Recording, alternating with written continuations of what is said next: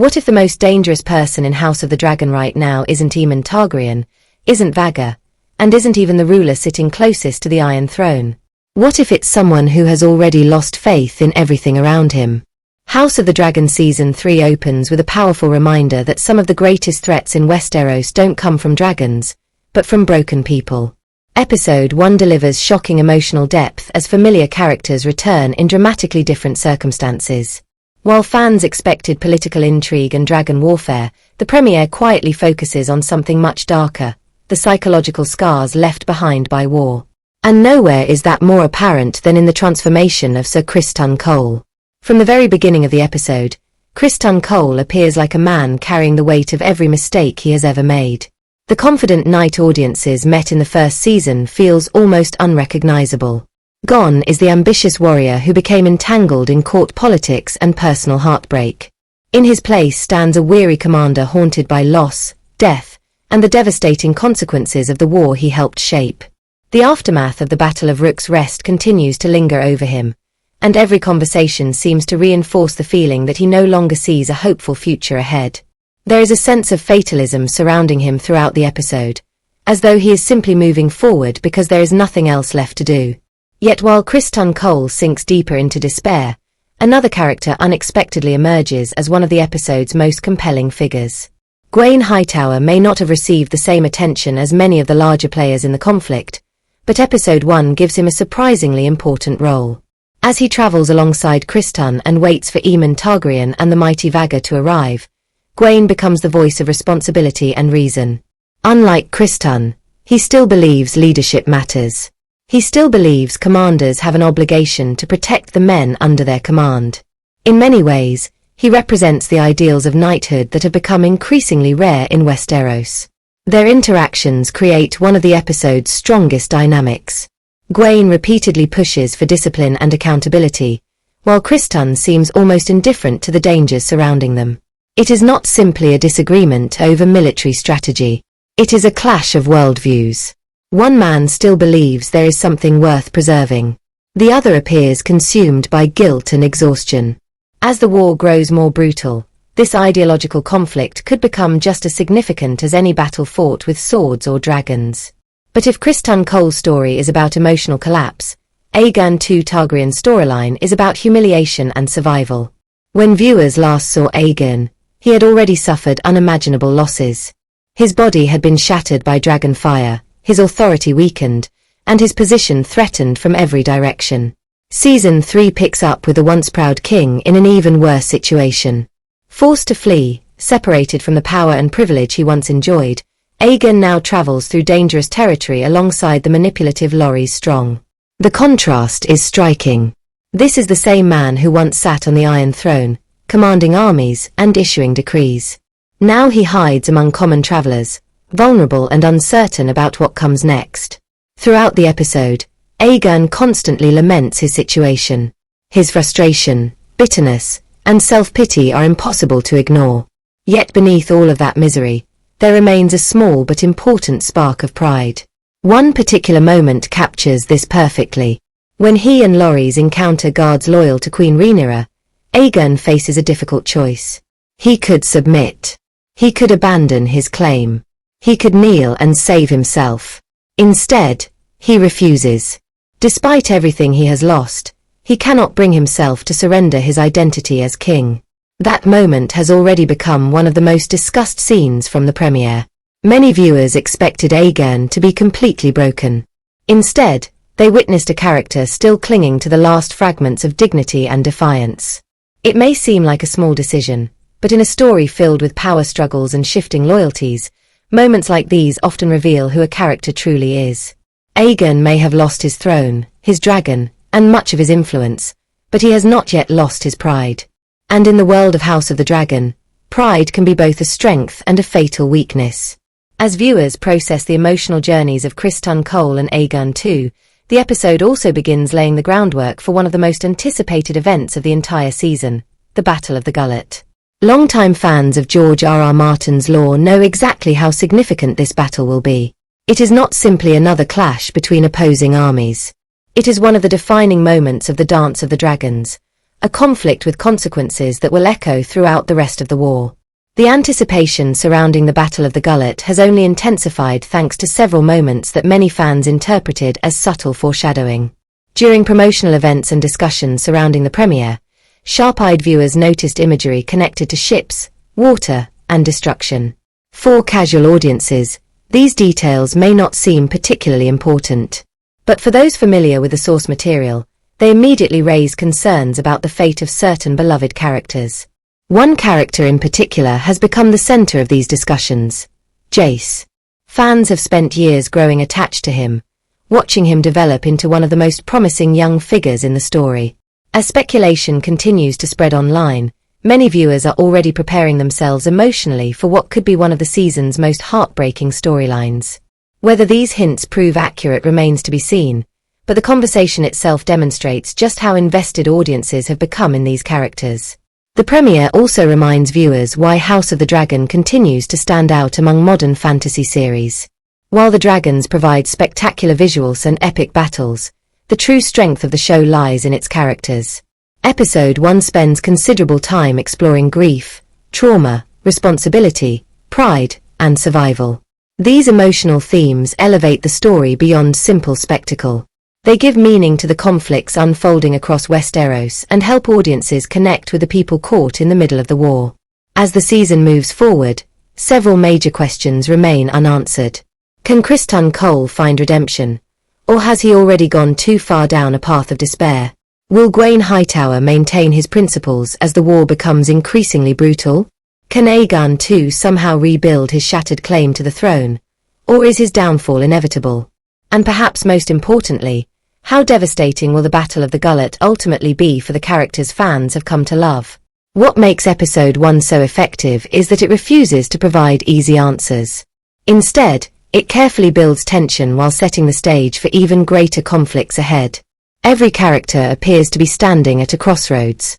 Every decision feels more significant. Every mistake carries the potential for disaster. The dragons may dominate the skies, but the emotional battles taking place within these characters are proving just as fascinating. As House of the Dragon Season 3 continues, viewers can expect larger battles, shocking twists, and heartbreaking losses. But if the premiere is any indication, the series remains most interested in exploring the human cost of war. Behind every dragon attack, every political betrayal, and every military victory lies a character struggling to survive physically, emotionally, or both. That is what makes this story so compelling. And judging by the events of Episode 1, the most dramatic chapters are still waiting to unfold. Before we wrap up, let us know your thoughts in the comments. Do you think Aegon II can ever reclaim the Iron Throne? Or is his story destined to end in tragedy? And has your opinion of Criston Cole changed after seeing the emotional state he's in at the beginning of Season 3? Share your predictions below.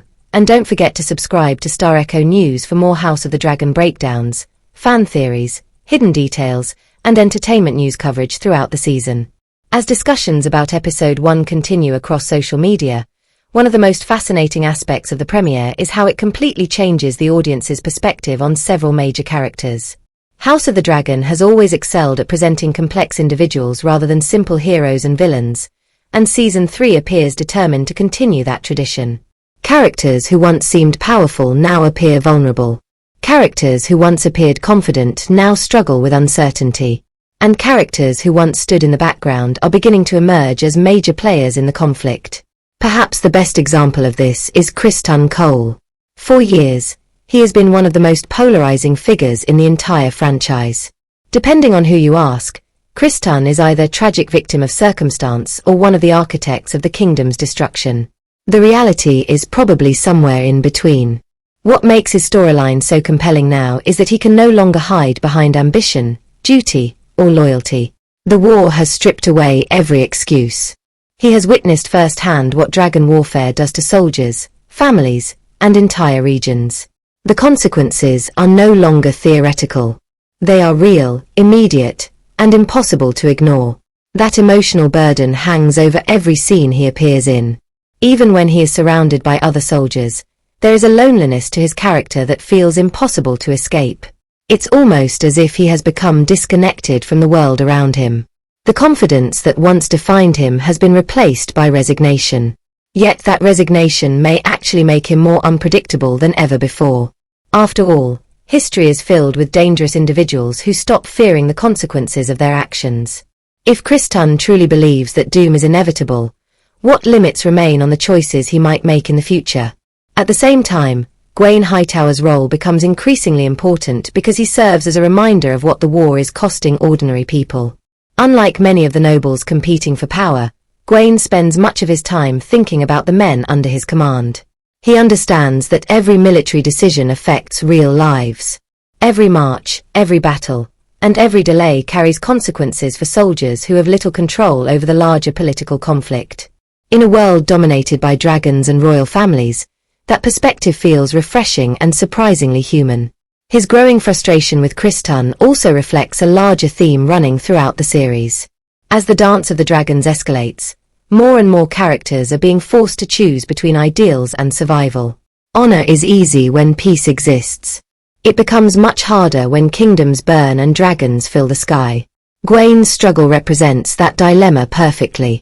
He wants to do the right thing, but what happens when doing the right thing is no longer enough to keep people alive?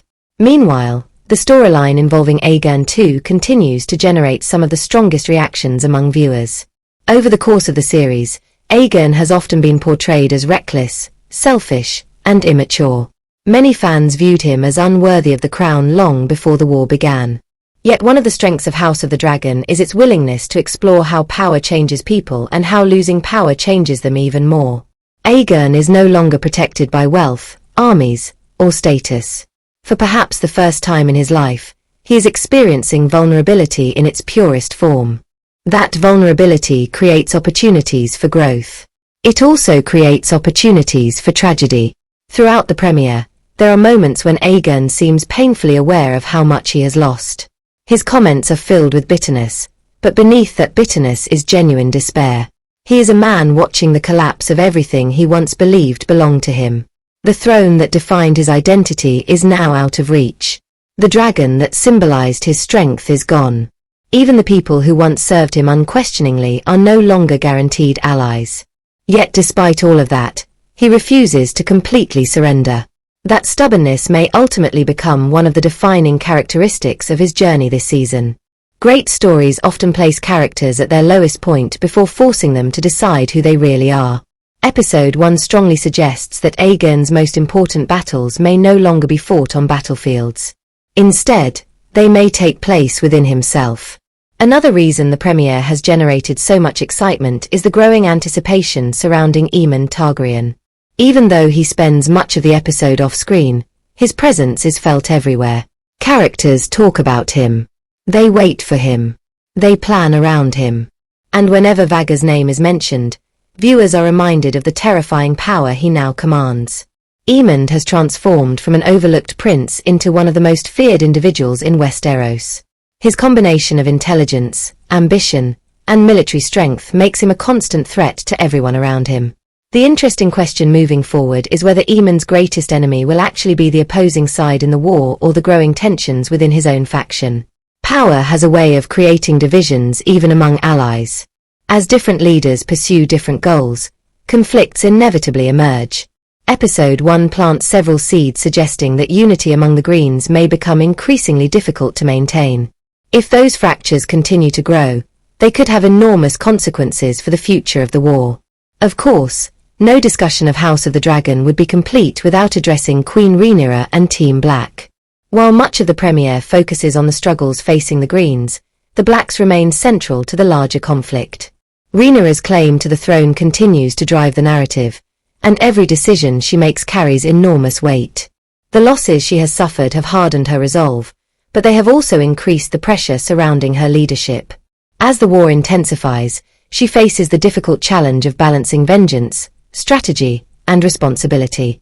One of the reasons audiences remain invested in this story is because neither side emerges as completely innocent. Both factions have committed terrible acts. Both believe they are justified. Both have suffered devastating losses.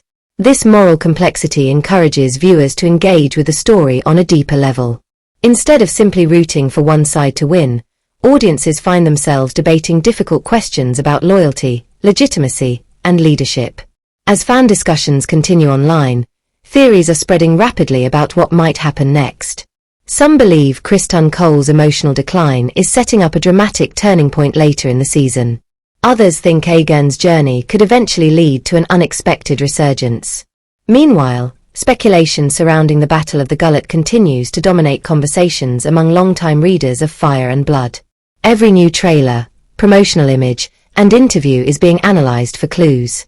What makes these theories so exciting is that House of the Dragon has repeatedly demonstrated a willingness to surprise audiences.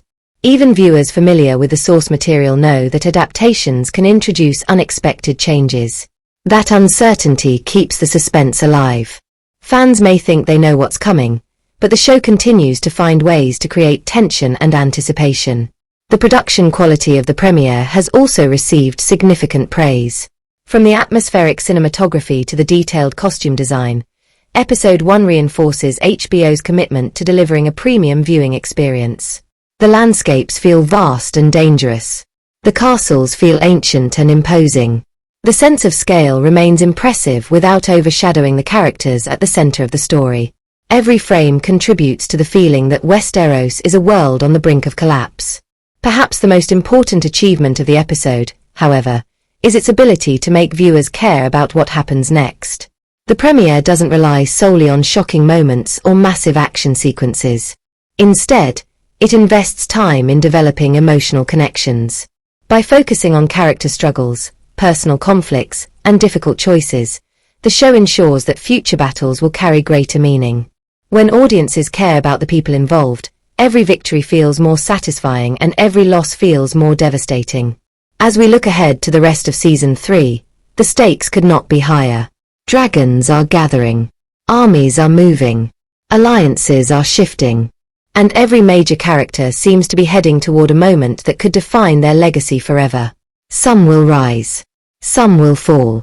And some may discover that survival itself comes with a terrible cost.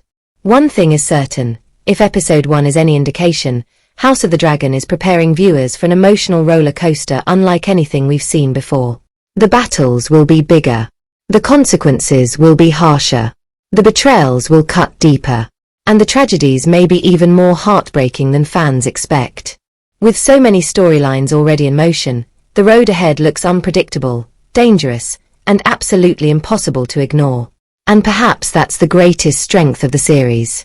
Beneath all the dragons, politics, and warfare lies a story about human beings struggling with grief, ambition, fear, pride, and responsibility. Those emotions are what make these characters feel real. They are what keep audiences invested week after week. And as Season 3 continues, they will likely determine who survives, who falls, and who ultimately shapes the future of Westeros.